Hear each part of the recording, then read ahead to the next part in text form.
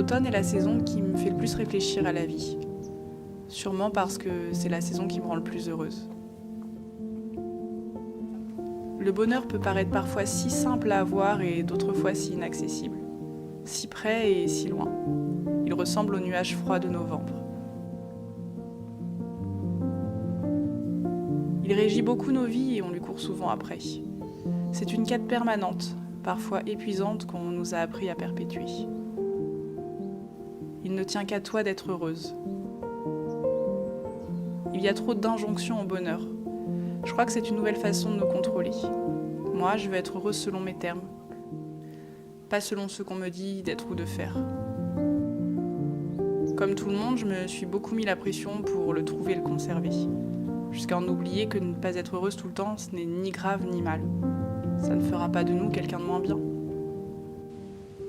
Parfois, on a besoin de temps pour soi, pour guérir, pour récupérer.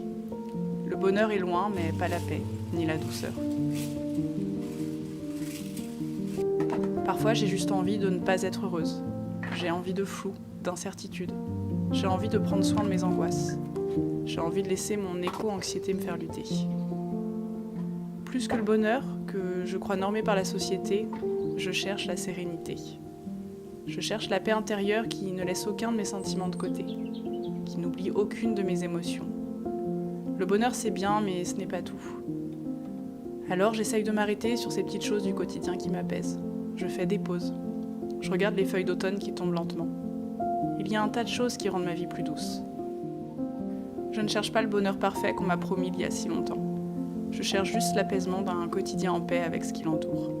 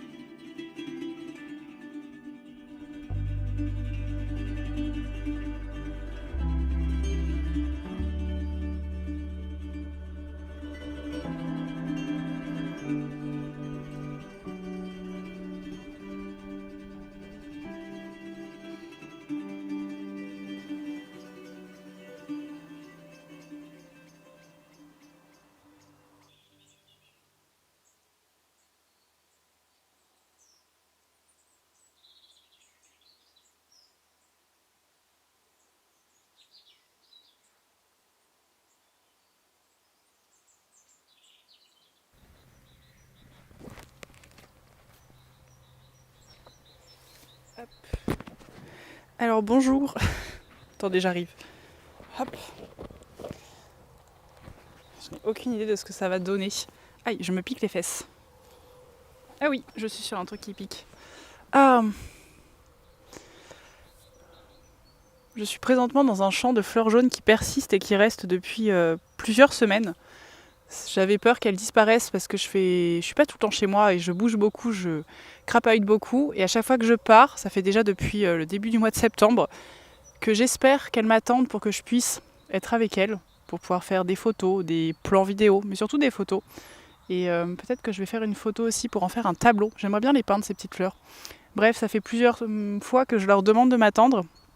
À chaque fois que je pars et que je reviens, elles sont toujours là. Enfin, ça fait 2 fois du coup. Et quand je suis rentrée chez moi il y a quelques jours, après m'être absentée quelques jours, elles étaient toujours là et c'était juste le plus beau cadeau que... Enfin, j'ai passé un truc qui m'a beaucoup émue, juste le fait que ces petites fleurs soient toujours là et qu'elles m'aient attendue. Enfin, c'est l'impression que j'ai eue puisque avant de partir, je leur ai demandé de m'attendre. Ça fait un peu bizarre, mais c'est un peu bête. Et juste le simple fait que ces fleurs soient toujours là quand je suis rentrée, ça m'a rendue hyper heureuse. Et du coup, je trouvais ça chouette de partager ça avec vous parce que juste de s'attarder dessus, de se dire, ça aurait pu être un truc sur lequel je m'en fiche, je fais oh ouais, chouette, les fleurs sont encore là et c'est cool. Mais là, c'est vraiment un truc sur lequel je me suis arrêtée et je me suis dit, ok, ça contribue vraiment à un bonheur quotidien parce que je les vois tous les jours quand je passe devant et elles me rendent heureuse. Et puis, ça fait plein de petits soleils absolument magnifiques. Et en ce moment, ce que je fais pour m'aider à me focus sur le positif, je fais des petites listes tous les soirs avant de m'endormir ou le matin en me réveillant.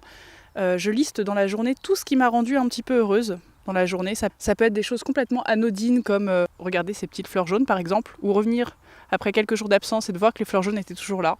Ça peut être un gentil mot de quelqu'un, ça peut être un sourire, quelqu'un qui va vous montrer de l'affection, des petites fleurs jaunes que vous allez croiser sur votre passage, un rayon de soleil, plein de petites choses comme ça. Et j'essaye de tout noter sur la journée, tout ce qui m'a rendue un petit peu heureuse ou qui m'a fait sourire. Et je fais une liste comme ça des choses qui m'ont rendue heureuse. Et c'est très bête, mais ça me fait vachement de bien parce que je me rends compte qu'il y a plein de petites choses qui me font du bien et qui contribuent à un petit bonheur quotidien.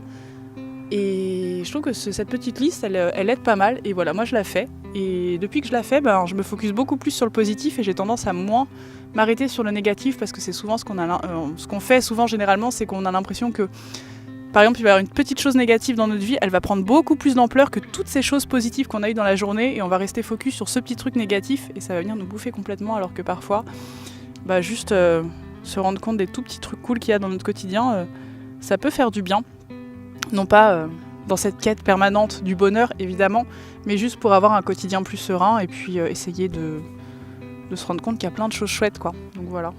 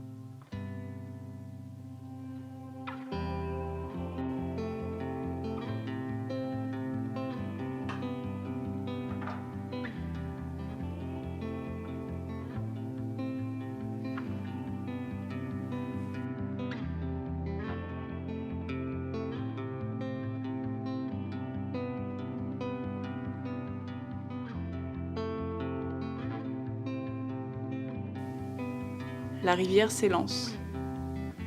Les feuilles sont des bateaux qui vont vers le bonheur.